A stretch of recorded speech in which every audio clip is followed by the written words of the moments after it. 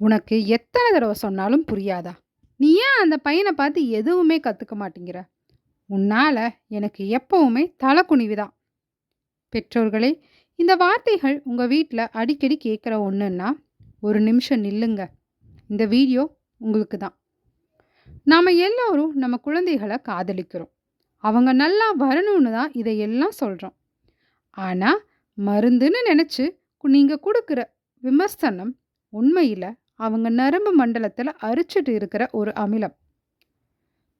நம்ம குழந்தைகள திருத்தணும். அவங்க வாழ்க்கையில முன்னுக்கு வரணுங்கிற நல்ல எண்ணத்துல தான் இத சொல்றோம். ஆனா, நாம திருத்தம் அப்படின்னு நினைக்கிற இந்த விமர்சனங்கள் நிஜமாவே குழந்தைகள திருத்துதா? இல்ல அவங்களோட எதிர்காலத்தையே சிதைக்குதா? இன்னைக்கு நாம பார்க்க போற இந்த வீடியோ சாதாரணமானது கிடையாது. இது உங்க குழந்தைகளோட மூளைக்குள்ள நீங்க தெரியாம நடத்திக்கிட்டு இருக்கிற ஒரு யுத்தத்தை பற்றின உண்மை. காலையில எந்திரிச்சதுலேருந்து ராத்திரி தூங்க போற வரைக்கும் ஏன் ப்ரஷ் பண்ணல, ஏன் ஒழுங்கா சாப்பிடல, ஏன் ஹோம்ஒர்க் எழுதல, ஏன் இந்த வேலை செய்யல, ஏன் லஞ்ச் பாக்ஸை சிங்கில் போடல, இந்த மாதிரி ஒரு நாளைக்கு ஒரு 100 கேள்விகள். இது மட்டும் இல்லை, கூடவே மற்ற குழந்தைகளோட ஒப்பிட்டு பேசுறது. நாம் என்ன நினைக்கிறோம்? இப்படி 4 வார்த்தை கேட்டாதான் அவனுக்கு ரோஷம் வரும், அப்பதான் படிப்பான் அப்படின்னு. ஆனால் உளவியலாளர்கள் ஒரு விஷயம் சொல்றாங்க, அது நம்ம எல்லாரையுமே அதிர வைக்கும். இப்படி தொடர்ந்து விமர்சிக்கப்பட்ட ஒரு குழந்தையோட மூளை எதையும் கத்துக்கிற நிலையை விட்டுட்டு அந்த சூழல்ல இருந்து தப்பிக்க பார்க்கிற ஒரு சர்வைவல் மோடுக்கு போயிடுது அப்படின்னு. இந்த 10 நிமிஷ வீடியோவில் நாம் என்ன பார்க்க போகிறோம் அப்படின்னா, உங்களோட கோபமும் விமர்சனமும் குழந்தையோட நர்வஸ் சிஸ்டமை எப்படி பாதிக்குது. இரண்டாவதா, ஏன் சில குழந்தைகள் எதற்கெடுத்தாலும் பயப்படுறாங்க, இல்லை பிடிவாதம் பிடிக்கிறாங்க அப்படின்னு. மூன்றாவதா, ஒரு தப்பை செஞ்ச குழந்தைய திட்டாமலேயே எப்படி சரியான பாதைக்கு கொண்டு வர்றது அப்படின்னு. இதை வெறும் அறிவுரையா இல்லாம அறிவியல் பூர்வமான காரணங்களோடவும் சில நடைமுறை உதாரணங்களோடவும் நாம விரிவா பார்க்க போறோம். இந்த வீடியோவோட முடிவில் உங்க குழந்தைய நீங்க பார்க்கிற விதம் கண்டிப்பா மாறும். அவங்க மேல உங்களுக்கு இருக்கிற அந்த எரிச்சல் குறைஞ்சு ஒரு ஆழமான அன்பு பிறக்கும். நீங்க உங்க குழந்தையோட ஒரு சூப்பர் ஹீரோவா மாறணுமா, இல்ல அவங்க பயப்படுற ஒரு நபரா இருக்கணுமா? முடிவு உங்க கையில. வாங்க உங்க குழந்தையோட மூளைக்குள்ள ஒரு சின்ன பயணம் போயிட்டு வரலாம். எல்லாருக்கும் வணக்கம். ஸ்டோரி டைம் வித் வினிதாவிற்காக நான் உங்கள் வினிதா. மறக்காம நீங்க இன்னும் நம்ம சேனலை சப்ஸ்கிரைப் பண்ணலைன்னா சப்ஸ்கிரைப் பண்ணிடுங்க. ஏன்னா இது போன்ற முக்கியமான விழிப்புணர்வுகள் உங்களை வந்து சேரும். வீடியோக்குள்ள போகலாமா?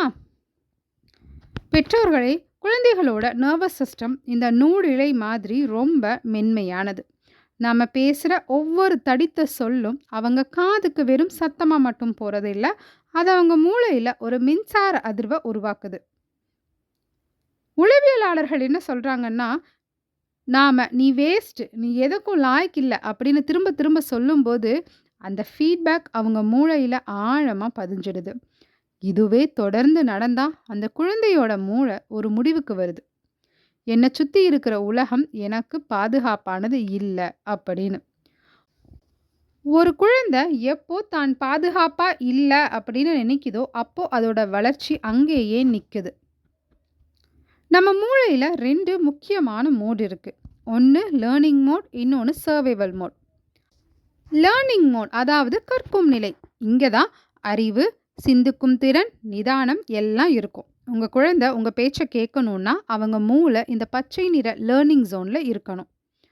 இரண்டாவது சர்வைவல் மோட் அதாவது தற்காப்பு நிலை. இது ஆபத்து வரும்போது மட்டும் வேலை செய்ய வேண்டிய பகுதி. நாம் குழந்தைய விமர்சனம் பண்ணி கத்தி காயப்படுத்தும் போது அவங்க மூளை டக்குன்னு லேர்னிங் மோடை ஆஃப் பண்ணிவிட்டு சர்வைவல் மோடை ஆன் பண்ணிடும். இப்போது அவங்க மூளை யோசிக்கும், அம்மா திட்டுறாங்க, இதிலிருந்து எப்படி தப்பிக்கிறது? பொய் சொல்லலாமா, இல்லை அழுது ஆர்ப்பாட்டம் பண்ணலாமா? இந்த நிலையில தான் நீங்கள் என்னதான் உலக மகா தத்துவங்களை சொன்னாலும் அவங்க மூளை அதை ஏற்றுக்காது. ஏன்னா இப்போ கதவு பூட்டப்பட்டு இருக்கு. இதனால தான் நீங்கள் திட்டின 5 நிமிஷத்தில் குழந்தை மறுபடியும் அதே தப்பை செய்யுது. ஏன்னா அவங்க எதையும் கத்துக்கல, பயப்பட மட்டும்தான் செஞ்சாங்க. இது போன்ற தொடர்ச்சியான விமர்சனங்கள் குழந்தைகளோட மூளையில ஸ்ட்ரெஸ் ரெஸ்பான்ஸை எப்பவுமே ஆன் நிலையிலேயே வச்சிருக்கும். அதாவது அவங்க உடம்புல கார்டிசால் அப்படிங்கிற ஹார்மோன் சுரந்துக்கிட்டே இருக்கும். இதனால தான் சில குழந்தைங்க சின்ன விஷயத்துக்கு கூட பயங்கரமா கத்துவாங்க, டக்குன்னு பயந்துடுவாங்க, எப்பவுமே ஒரு விதமான டென்ஷன்லயே இருப்பாங்க. இது அவங்களோட குணம் இல்லைங்க. நாம திருத்துறோம் அப்படின்னு சொல்லி அவங்க நரம்பு மண்டலத்து மேல தொடுத்த யுத்தத்தோட எதிரொலி. அந்த பதட்டம், பயம் எல்லாமே குழந்தை தன்னை தானே காப்பாத்திக்க எடுக்கிற செல்ஃப் ப்ரொடெக்ஷன் தான்.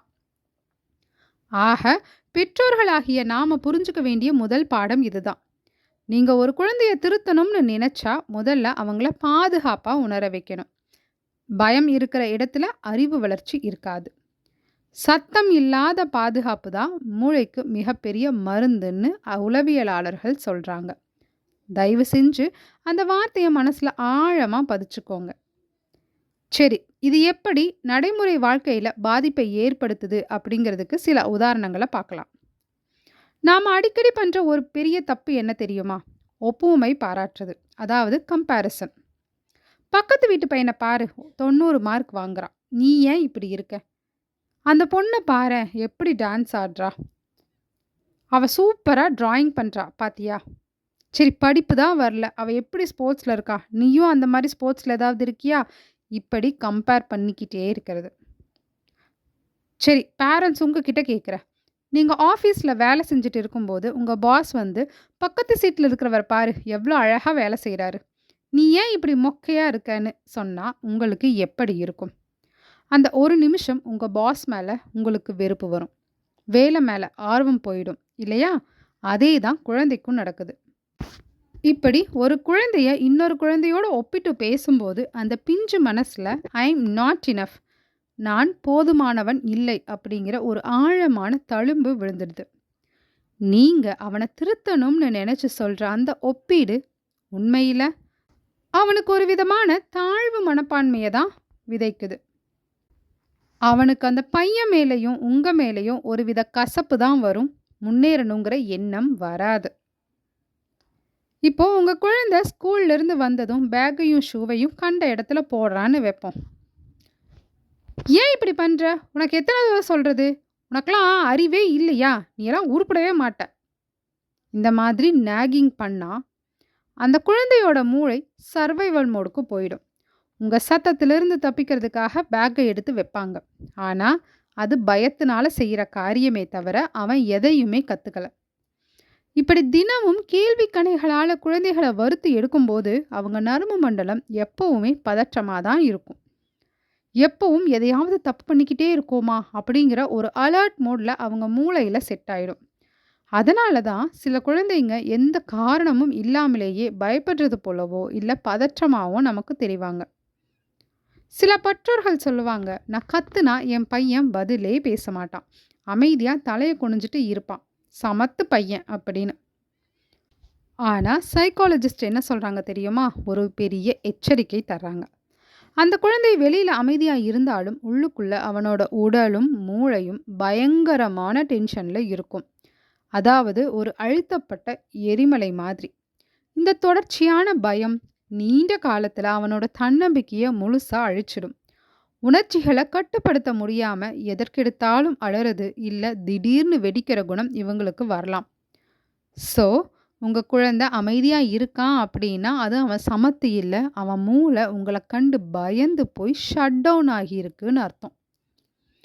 உங்க குழந்தையோட நடத்தையில நீங்க பார்க்குற மாற்றங்கள் உண்மையில அவங்க செய்யற தப்பு இல்லை, அவங்க மூளை அந்த ஸ்ட்ரெஸ்ல இருந்து தன்னை காப்பாத்திக்க பார்க்குற முயற்சி. சரி, இந்த தவறான அணுகுமுறையினால ஏற்படக்கூடிய நீண்டகால பாதிப்புகள் என்ன, அது அவங்களோட எதிர்காலத்தை எப்படி பாதிக்குதுன்னு ஆழமா பார்ப்போமா? குழந்தைகளோட நர்வஸ் சிஸ்டம் ஒரு செடி மாதிரி. அதுக்கு தேவை கனிவான சூரிய ஒளியும் அன்பான தண்ணீரும் தான். ஆனா நாம விமர்சனம் அப்படிங்கிற அமிலத்தை தான் அதுல ஊத்துறோம். நாம கொடுக்குற அந்த நெகட்டிவ் ஃபீட்பேக், நீ வேஸ்ட், உன்னால முடியாது, இதெல்லாம் அவங்க மூளையில் இருக்கிற நரம்பு பாதைகளை எப்படி மாத்துது தெரியுமா? ஒரு தடவை 2 தடவைன்னு சொன்னா பரவால்ல. ஆனா, இதையே 1 வருஷம், 2 வருஷம்னு தொடர்ந்து செய்யும்போது, அவங்க மூளை எப்போதும் ஒரு குரானிக் அலர்ட் ஸ்டேட், அதாவது பதற்றமான நிலைய ஒரு பழக்கமாவே மாத்திக்கும். இதனால தான் சில குழந்தைகளுக்கு சின்ன சின்ன சத்தம் கேட்டா கூட உடம்பு நடுங்கும். அல்லது யாராவது கூப்பிட்டா கூட ஒருவித பயத்தோடயே திரும்புவாங்க. நம்ம உடம்புல ஒரு ஸ்ட்ரெஸ் ரெஸ்பான்ஸ் அப்படிங்கிற ஒரு சிஸ்டம் இருக்கு. இது எதுக்குன்னா, ஒரு ஆபத்து வரும்போது நம்மள காப்பாத்திக்க. உதாரணத்துக்கு ஒரு நாய் உங்கள துரத்துதுன்னு வச்சுக்கோங்க. உங்க உடம்புல வேகம் வரணும், இதயம் துடிக்கணும். இதுக்கு தான் அந்த சிஸ்டம். ஆனா, ஒரு குழந்தைக்கு அவங்க வீடே ஒரு போர்க்களமா மாறிட்டா, அப்பாவோ, அம்மாவோ எப்போ திட்டுவாங்க அப்படின்னு தெரியாம ஒரு பயத்துல இருந்தா, அவங்க மூளையில இருக்கிற அந்த ஸ்ட்ரெஸ் ஸ்விட்ச் எப்பவுமே ஆன் நிலையிலேயே இருக்கும். இதனால என்ன ஆகும் தெரியுமா? அவங்களோட நரம்பு மண்டலத்தால காமாகவோ, அமைதியாகவோ மாற முடியாது. இதோட வெளிப்பாடு தான் ஓவர்வெல்மிங். சின்ன வீட்டு பாடத்த கூட அவங்களால தாங்கிக்க முடியாது, உடனே அழுவாங்க. Reacting versus responding. நீங்க சாதாரணமா ஒரு விஷயம் கேட்டா கூட அவங்க கோபமா கத்துவாங்க. இது அவங்க குணம் இல்ல. அவங்க உடம்புல இருக்கிற அதிகப்படியான ஸ்ட்ரெஸ்ஸோட வெளிப்பாடு. இங்க தான் ஒரு பெரிய ரகசியம் இருக்கு. குழந்தை வேணும்னே அடம் பிடிக்கல, வேணும்னே பயப்படல. அவங்க மூளை தன்னைத்தானே பாதுகாத்துக்க முயற்சி செய்யுது. அதிகப்படியான மன அழுத்தத்திலிருந்து தப்பிக்க குழந்தை எடுக்கிற ஒரு செல்ஃப் ப்ரொடெக்ஷன் தான் இந்த பயமும் பதட்டமும். நாம திருத்துறோம் பேர் வழின்னு குழந்தையோட நரம்பு மண்டலத்துல மேல தெரியாதனமா தொடுத்த யுத்தத்தோட எதிரொலி தான் இது. நாம போர் தொடுக்கிறோம், அவங்க தற்காப்பு பண்ணிக்கிறாங்க. இதுல தோத்து போறது யாரு தெரியுமா? நம்ம குழந்தைகளோட எதிர்காலமும் அவங்களோட மனநலமும் தான். பெற்றோர்களே, நாம மாத்த வேண்டியது குழந்தைய இல்ல, நாம அவங்க கிட்ட பேசுற அந்த முறைய. ஏன்னா அந்த முறை தான் அவங்க மூளையோட வளர்ச்சியை தீர்மானிக்குது. சரி, இந்த ஸ்ட்ரெஸ்ல இருந்து குழந்தைய எப்படி மீட்டு கொண்டு வர்றது பார்க்கலாமா? இப்போ நாம முக்கியமான இடத்துக்கு வந்திருக்கோம். என்ன வினிதா, அப்ப குழந்தைய திட்டவே கூடாதா? அவங்க தப்பு பண்ணா அவங்கள திருத்தக்கூடாதா? தட்டி கேட்க வேண்டாமா? அப்படின்னு நீங்க என்ன கேட்கறது புரியுது. ஆனா ரொம்ப தெளிவா சொல்றேன். கட்டாயமா திருத்தணும். பழக்க வழக்கங்களை நல்லதா மாத்தணும். ஆனா அது சரியான முறையில நிகழணும். முதல் மாற்றம் உங்க டோன்ல இருக்கணும்.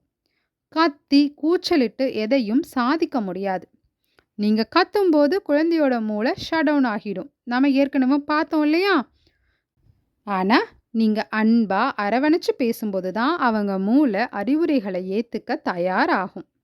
நீ செஞ்சது தப்பு தான், ஆனா அதுக்காக நீ தப்பானவன் கிடையாது அப்படிங்கிற நம்பிக்கையை அந்த குழந்தைக்கு நாம ஊட்டணும். இப்போ எக்ஸாம்பிளுக்கு ஒரு கிளாஸ் தண்ணி இருக்கு. உங்க குழந்தை ஓடி வருது, தெரியாம அந்த தண்ணியை தட்டி விடுது, கிளாஸ் விழுந்து உடஞ்சிடுது. இதே நாம வழக்கமா என்ன பண்ணுவோம்? ஏன்டா கிளாஸை உடைச்ச? பார்த்து வரமாட்டியா? கண்ணு என்ன புடனிலையா இருக்கு? எருவ மாடு மாதிரி வளர்ந்துருக்கல்ல, பார்த்து வர தெரியாதா? இப்படி தான் கத்துவோம். இப்படி சொன்னா குழந்தைக்கு தெரியறது உங்க மேல இருக்கிற பயம் மட்டும்தான். இதே இதுக்கு பதிலா, ஏன் தம்பி பார்த்து வந்திருக்கலாம்ல, சரி அப்படியே ஓரமா போய் நில்லு, இந்த பக்கம் வந்துடாத, கிளாஸு உன் காலில் ஏறிடும், அப்படியே போய் கொஞ்சம் தொடப்பத்தையும் டஸ்ட்பின்னையும் எடுத்துட்டு வா, நம்ம முதல்ல 2 பேரும் சேர்ந்து சுத்தம் பண்ணிடலாம் இப்படின்னு சொல்லி பாருங்க. என்ன நடக்கும் தெரியுமா? அவனுக்கு கவனம் வரும். நம்ம அவனுக்கு ஆதரவா சொல்லும்போது மூளை அந்த தப்பை திருத்திக்க கவனிக்கும். அடுத்தது தெளிவு பிறக்கும். நான் செஞ்சது தப்பு தான், ஆனா நான் தப்பானவன் இல்லை அப்படிங்கிற குழந்தைக்கு தெளிவு கிடைக்கும். இன்னொன்று கைடன்ஸ். என் பெற்றோர்கள் நான் தப்பு பண்ணாலும் எனக்கு சரி பண்ணுறதுக்காக என் கூட இருக்காங்க அப்படிங்கிற நம்பிக்கை கிடைக்கும்.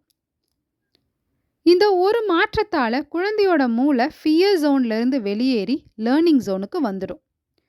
அதுக்கப்புறம் கொஞ்ச நேரம் கழித்து நீங்கள் அமைதியாக உட்காந்து, ஏன் கிளாஸ் உடஞ்சது, எப்படி உடஞ்சது, இனிமே எப்படி நடக்காமல் தவிர்க்கலாம் அப்படின்னு நீங்கள் சொல்லிக் கொடுங்க. நான் ஒரு தப்பு பண்ணாலும் ஏற்றுக்கொள்ளப்படுறேன், மன்னிக்கப்படுறேன் அப்படின்னு ஒரு குழந்தை எப்போ உணருதோ அப்போதான் அவங்க நரம்பு மண்டலம் செட்டில் ஆகும்.